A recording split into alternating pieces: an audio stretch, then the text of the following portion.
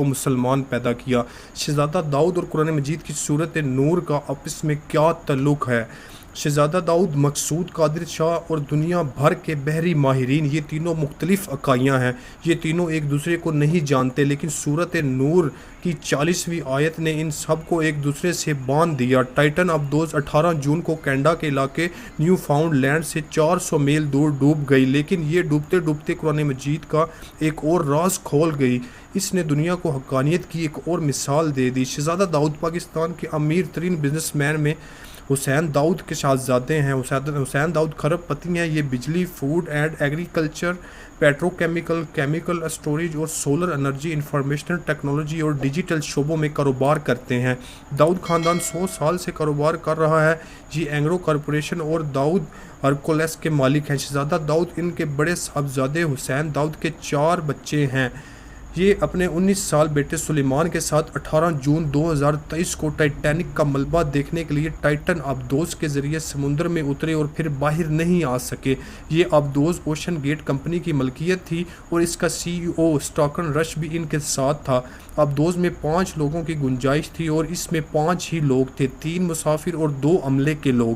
شہزادہ سلیمان اور برطانوی ارب پتی ہمیش ہارڈنگ ابدوز کو پال ہنری چلا رہا تھا، جبکہ CEO اسٹاکن رش بھی ان کے ساتھ تھا۔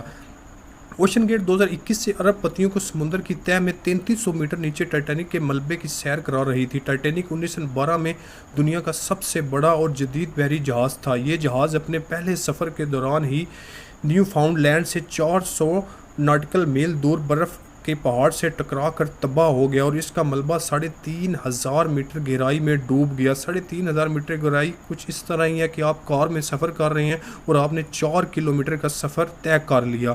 جہاز پر 2000 مسافر سوار تھے، ان میں سے 1500 ڈوب کر مر گئے۔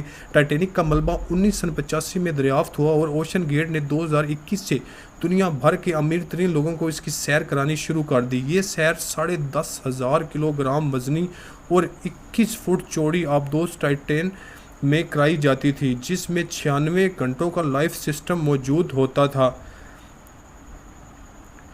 کمپنی فی کس $2.5 لاکھ وصول کرتی تھی۔ ابدوز سمندر میں 13,100 فٹ گہرائی میں جا سکتی تھی۔ شہزادہ داؤد اور سلیمان داؤد 18 جون کو بحری جہاز MV پولر پرنس کے ذریعے ٹائٹن میں سوار ہوئے اور ابدوز پانی میں اتر گئی۔ 1 گھنٹہ 45 منٹ بعد ابدوز کا کنٹرول روم سے رابطہ ٹوٹ گیا۔ امریکی بحریہ نے عین اس وقت اپنے لانگ رینج سونار سسٹم کے ذریعے پانی میں ایک دھماکے دار آواز سنی۔ امریکہ نے یہ سسٹم 1950 میں بحیرہ اوقیانوس میں روسی ابدوزوں سے بچنے کے لیے لگایا تھا۔ آج تک کی تحقیقات کے مطابق ابدوز 1.25 گھنٹے بعد پاتھولوجک زون میں دھماکے سے پھٹ گئی تھی۔ یہ زون 3000 میٹر کی گہرائی میں ہے۔ ابدوز کے دوم اور لینڈنگ فریم ٹائٹینک کے ملبے سے 1600 فٹ کے فاصلے سے ملا، تاہم لاشیں غائب تھیں اور یہ لاشیں سر دست کسی ٹیکنالوجی کی مدد سے دریافت نہیں ہو سکتی۔ کیوں نہیں ہو سکتی؟ ہمیں اس کے لیے مقصود قادر شاہ کی کہانی سننا لازم ہوگی۔ مقصود قادر شاہ پنجاب سول سروسز کے ملازمت تھے۔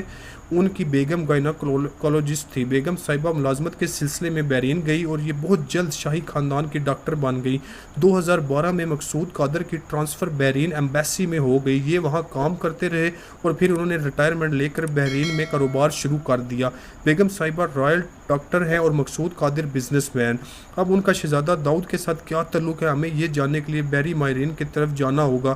ٹائٹن میں بلینئر سوار تھے، چنانچہ پوری دنیا کی میڈیا نے یہ خبر اٹھا لی۔ دنیا جہاں کے بحری ماہرین نے سامنے آئے اور دنیا کو پہلی مرتبہ پتہ چلا سمندر میں تہ در تہ ویوز ہوتی ہیں، بحریں جنہیں ہم کہتے ہیں دوسرے لفظوں میں۔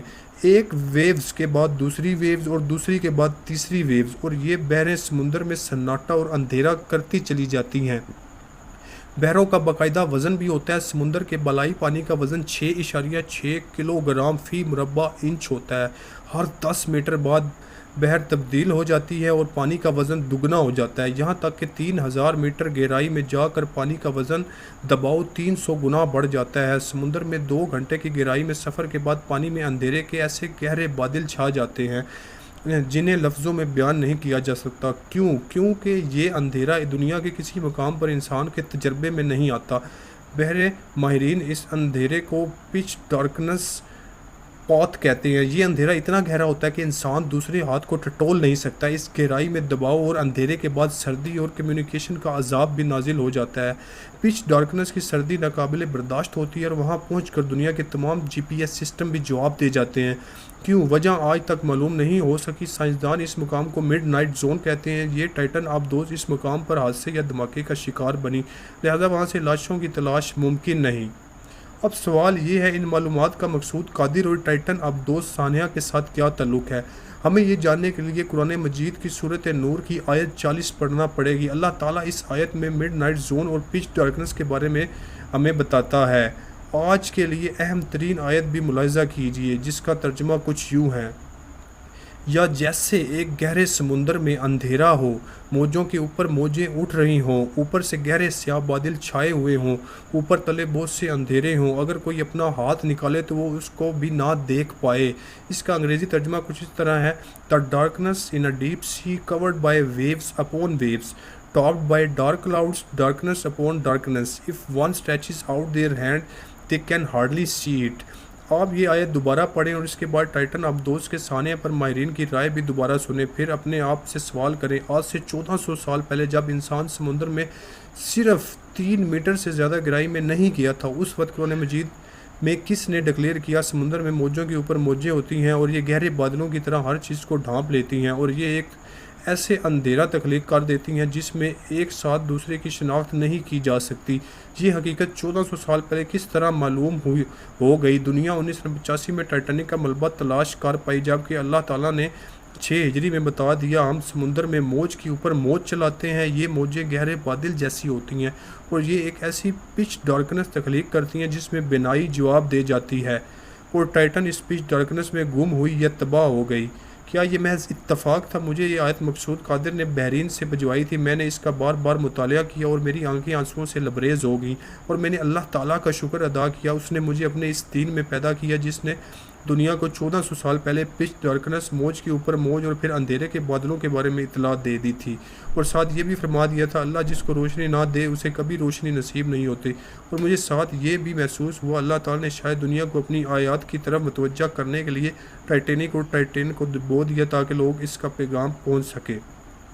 शायद अल्लाह ताला इस सानिया के ज़रिए आलम इस्लाम को ये इतला देना चाहता था तुम लोग बिला वजह एहसास कमतरी का शिकार हो और इस एहसास कमतरी में इन लोगों की तरफ देख रहे हो जिन्हें अल्लाह ने ईमान की रोशनी से महरूम रखा हुआ है। तुम इन लोगों की तरफ ना देखो और सिर्फ अपने रब की तरफ मतवज्जा हो जाओ। तुम्हारे हालात सिर्फ वही बदल सकता है।